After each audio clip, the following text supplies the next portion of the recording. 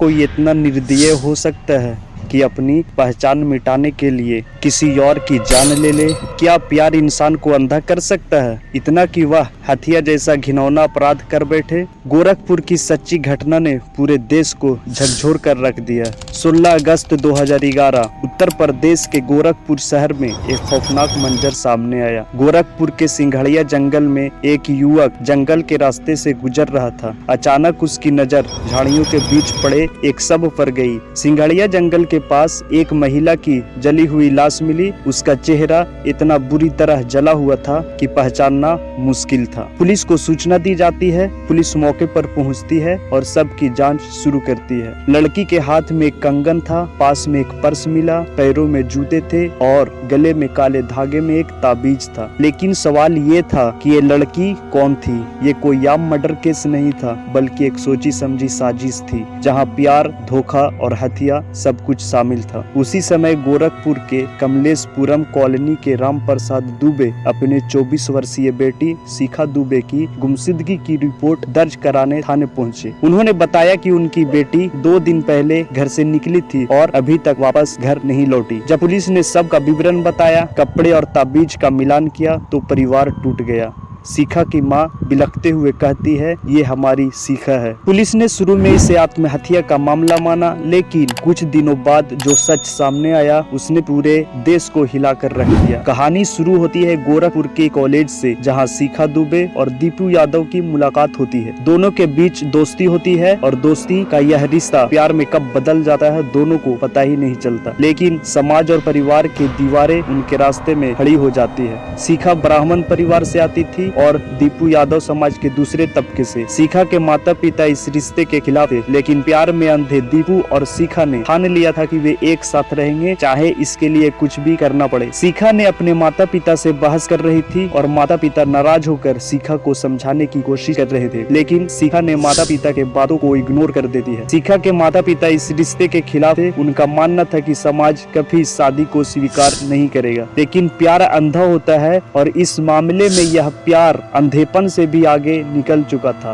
दोनों ने एक खतरनाक प्लान बनाया और दीपू ने शिखा से कहती है, अगर शिखा मरी हुई मानी जाएगी तो वे एक नई पहचान के साथ नई जिंदगी शुरू कर सकते हैं। लेकिन सवाल यह था कि शिखा की जगह मरेगा कौन? दीपू और शिखा एक गरीब लड़की पूजा को पैसे और नौकरी का लालच देते हैं। पूजा उनकी बातों पर भरोसा कर लेते हैं और दीपू जिस चीज का तलाशी कर रहा था उसे वह चीज मिल चुका। वे शिकार ढूंढ चुके थे। पूजा नाम की लड़की जो गरीब थी और जिसे इस बात का बिल्कुल अंदाजा नहीं था कि वह जल्द इस प्लान का हिस्सा बनने जा रही है। 15 अगस्त 2011 की रात पूजा को दीपू और शिखा ने बाहर घुमाने का बहाना बनाया।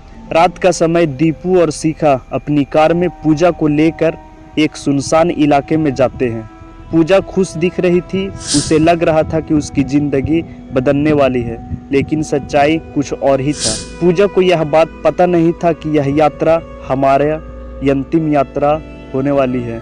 उसे शराब में नशीला पदार्थ मिलाकर पिलाया गया और जब वह बेहोश हो गई तब दीपू ने पूजा को गला दबा दिया। शिखा कुछ सेकंड तक उसे रोकने की कोशिश करती है, लेकिन फिर खुद को संभालती है और उसके बाद दोनों ने मिलकर उसकी हत्या कर दी। हत्या के बाद उन्होंने सबको पेट्रोल डालकर जला दिया ताकि कोई भी उसकी पहचान न कर सके। सबको इस तरह छोड़ा गया कि पुलिस को लगे कि यह शिखा का ही शव है। सब मिलने के बाद पुलिस ने पहले इसे आत्महत्या माना, लेकिन कुछ सवाल उठ रहे थे।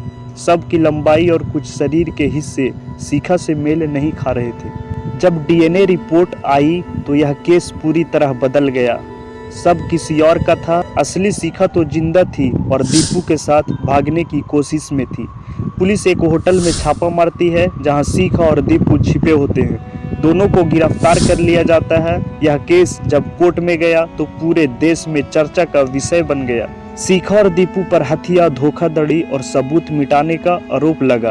वकील कोर्ट में दलील देते हुए कहा, इस हत्या की योजना पहले से बनाई गई थी, ये कोई हादसा नहीं था। लेकिन फिर एक और ट्विस्ट आया। शिखा और दीपू को जमानत मिल गई। पूजा के परिवार को अब भी इंसाफ का इंतजार है। सबक जो यह केस सिखाता है, यह सिर्फ एक हत्या नहीं थी, बल्कि हमारे समाज की सच्चाई का एक अंधेरा रूप था।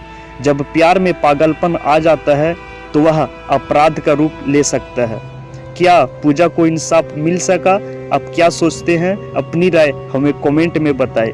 अगर आपको यह सच्ची कहानी पसंद आया हो तो इस चैनल को सब्सक्राइब करें, वीडियो को शेयर करें और लाइक करें। मिलते हैं किसी अगले वीडियो में, तब तक के लिए धन्यवाद।